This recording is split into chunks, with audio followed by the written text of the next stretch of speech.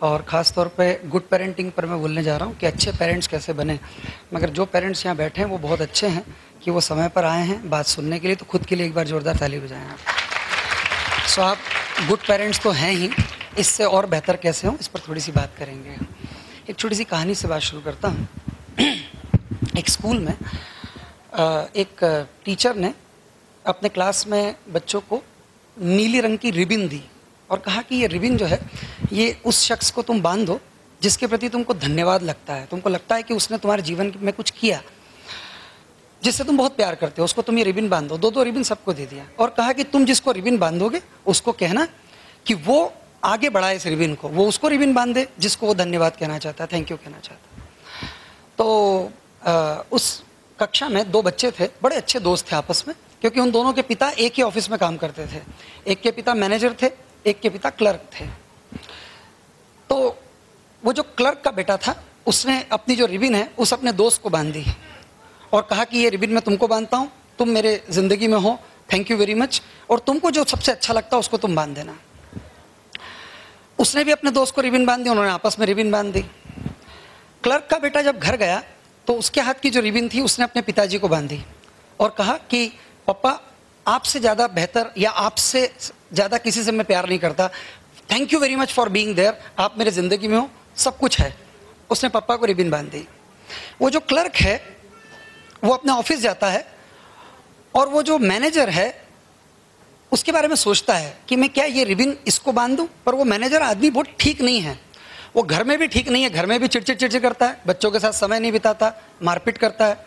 Office में भी जब मौका मिलता है वो क्लर्क को बुला करके बहुत अपमानित करता है, उसकी गलतियां बताता है।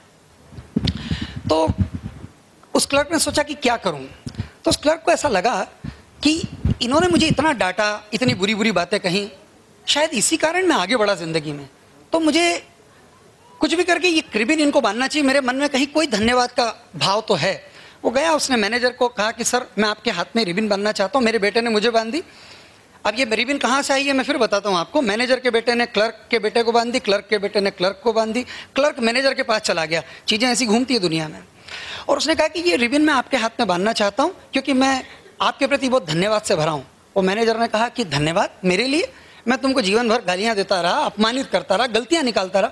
उसने कहा सर इसीलिए धन्यवाद, क्योंकि ऐसा खरा बोलने वाला व्यक्ति मिलता कहाँ, तो सर आप ये प्लीज़ रिबन बंधवा लीजिए।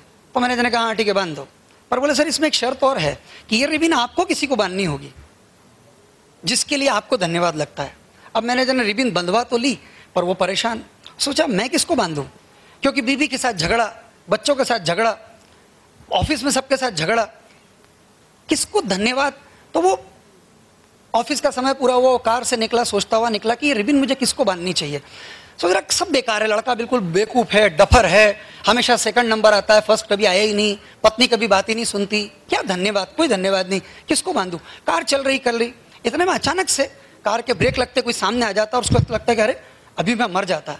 तो वो आँख बंद करके सोचता है कि मैं अगर मर जाता तो मुझे किसकी याद आती है। तो उसके आँख के सामने उसका बेटा आ जाता है कि मेरा बेटा, मैं ये सुबह शाम दिन रात भाग दौड़ कर रहा हूँ, ये मेरे बेटे के लिए तो कर रहा हूँ, मेरा बेटा है तो मैं हूँ, मेरे जीवन को जीने की इच्छा है, तो मुझे अपने बेटे को ये रिबन बांधनी चाहिए।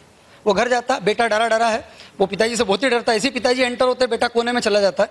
तो वो उस बेटे को बुलाते हैं, बेटा बहुत डरा हुआ है, कुछ छुपा रहा है। वो कहता है क्या छुपा रहा है हाथ में, कहता कुछ नहीं पापा कुछ नहीं। वो कहता है इधर आ खड़ा रहे यहाँ। बेटा कप रहा है पूरा की पूरा, उसको मालूम है कि पप्पा हैं, या तो मार पड़ेगी या डांट पड़ेगी, क्योंकि पप्पा के साथ यही रिलेशनशिप रह जाती है। और फिर वो तो यूं भी सख्त आदमी था। उसने कहा कि मैं है ना तुमको एक रिबन बांधना चाहता हूँ। तो उस बेटे ने कहा कि क्यों। बोले इसलिए क्योंकि तुम जैसे भी हो, डफर हो, तुम अच्छा नहीं पढ़ते, तुम सेकंड डिवीजन आते हो, मगर तुम हो तो जिंदगी है, तुम हो, तुम्हारे कारण तो मैं सुबह शाम बेटा ये परेशान हो रहा हूँ, ये इतने लोगों को डांटता फटकारता हूँ, इतनी चिक चिक करता हूँ, ये जो भी कुछ तुम्हारे कारण, तुम हो तो मेरी जिंदगी है, तुम नहीं तो कोई भी नहीं, तो मैं तुम्हें ये रिबन बांधना चाहता हूँ। तो जो मैनेजर का बेटा है वो अपने पिता को लिपट करके खूब जोर से रोता है। मैनेजर कहता क्या हुआ, वो खूब जोर से रोता है, उसके हाथ में कागज है और उसका हाथ कप रहा है। और मैनेजर वो कागज उसके हाथ से लेता है और पढ़ता है, तो उसमें लिखा है कि आज मैं अपनी जान देने जा रहा हूं क्योंकि घर में मुझे कोई भी प्यार नहीं करता।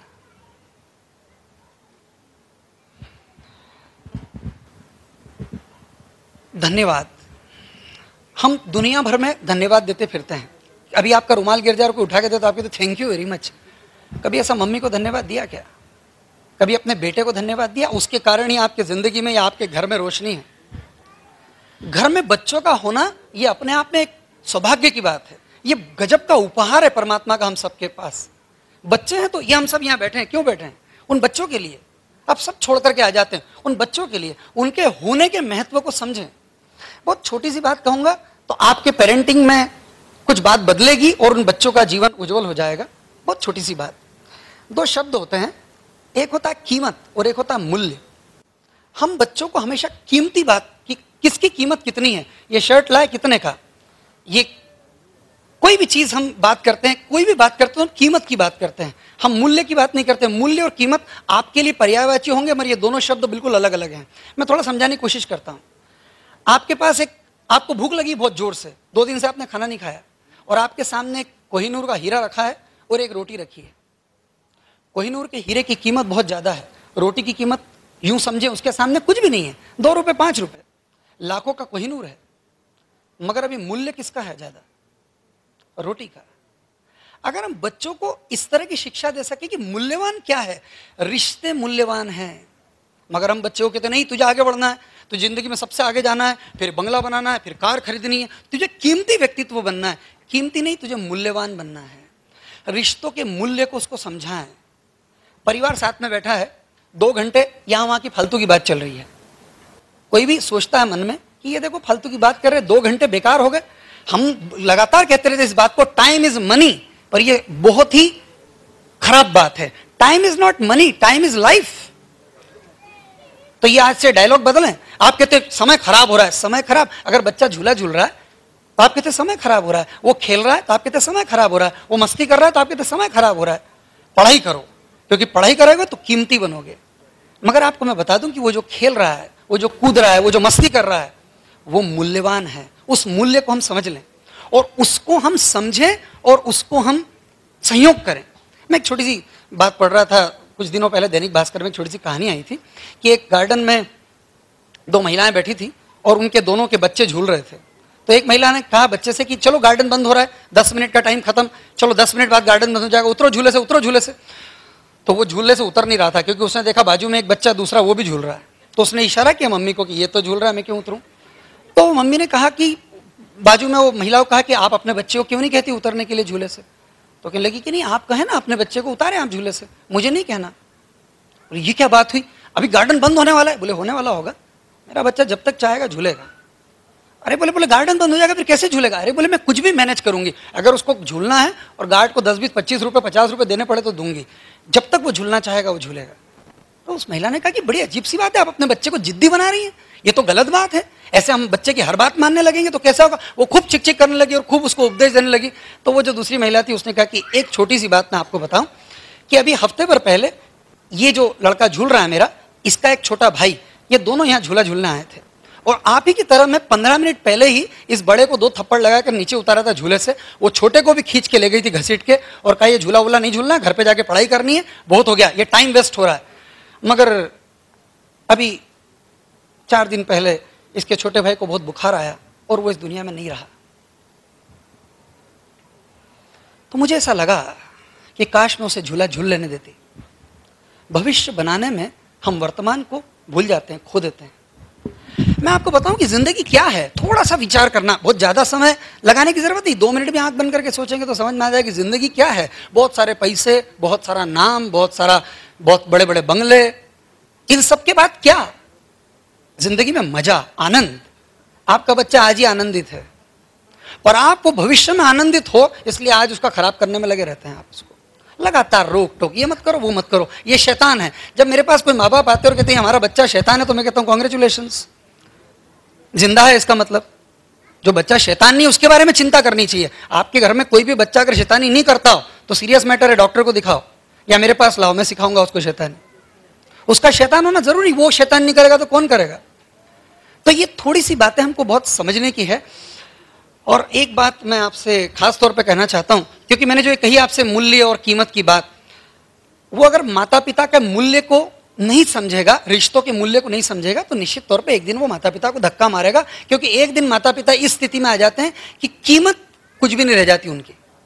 आज माता पिता की कीमत है, स्कूल की फीस भरते हैं, कपड़े ला के देते हैं, गाड़ी ला के देते हैं, मोबाइल ला के देते हैं। एक दिन वो कीमती हो जाता है, और जब वो कीमती हो जाता है तो आपकी कीमत कुछ भी नहीं रह जाती। तो वो कहता है कि यार ये सर पे बोझ है, इनको भगाओ बाहर। इतने सारे वृद्धाश्रम, मेरे पास कुछ लोग आए थे, कह रहे थे आप वृद्धाश्रम के लिए चंदा दें। मैंने कहा मैं वृद्धाश्रम के लिए चंदा नहीं देता हूं, मैं ऐसे स्कूल बनाने की कोशिश करता हूं कि उन बच्चों को ऐसा संस्कार दे सकूं क्योंकि वृद्धाश्रम खोलना ना पड़े। हम इसके बाहर आए, उन बच्चों को मूल्य समझाएं, रिश्तों का मूल्य। तो ये जो घर में अभी हम जो देख रहे हैं, अच्छा मैं आपको बड़ी मजेदार बात बताऊं कि आप सब जितने भी लोग यहाँ बैठे हैं, इसमें मैक्सिमम लोग 90% लोग पेरेंट्स हैं, माता पिता बैठे हैं। तो जब भी मैं कोई बात कहता हूं तो आप उसको माता पिता की तरह सुनते हैं, और मेरी बातों को आप बच्चों की तरह भी सुनना। क्या आपके माता पिता के संदर्भ में आपकी सोच मूल्य की है? क्या आप अपने माता पिता को बहुत प्यार करते हैं, बहुत प्रेम करते हैं, बहुत आदर करते हैं? अगर आप अपने माता पिता को प्रेम करते हैं तो आपके बच्चे आपसे प्रेम करेंगे, ये पक्की बात, इस बात की गारंटी है।